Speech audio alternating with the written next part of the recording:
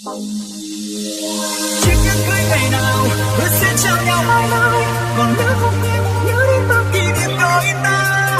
nhưng chẳng phải kết thúc thôi, nhường chỗ cho ai ở tương lai đến một ngày không phải là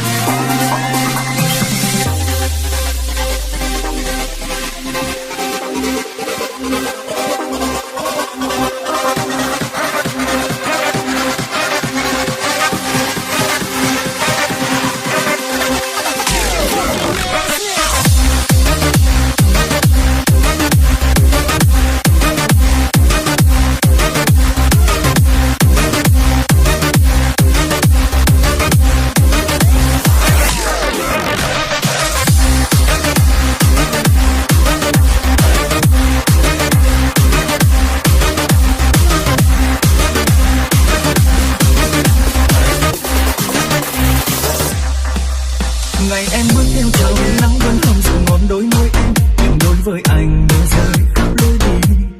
lạc lòng giữa bao người với nụ cười của kẻ cô đơn. Anh lẻ loi đôi chân chẳng biết đi về đâu,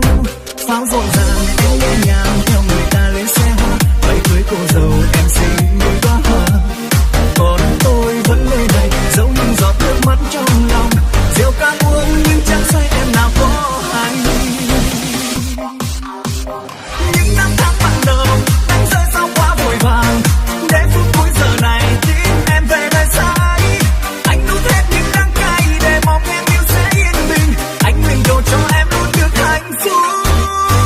Chiếc nhẫn cưới ngày nào tôi sẽ trao nhau mãi mãi, còn nhớ không em nhớ đến bao kỷ niệm đôi ta, nhưng chẳng phải kết thúc thôi, nhường chỗ cho ai ở tương lai đến một ngày không phải là em.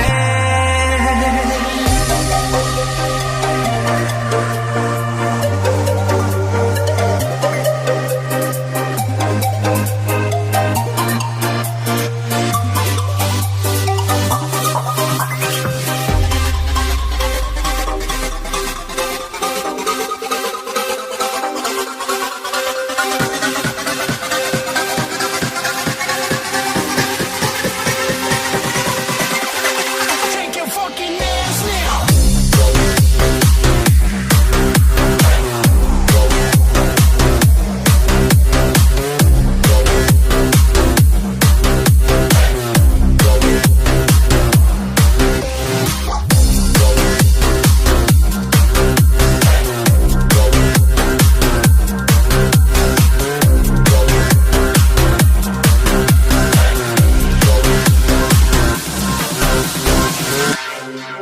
Ngày em bước theo chiều nắng vẫn không dịu ngọn đôi môi em, nhưng đối với anh mưa rơi khắp lối đi,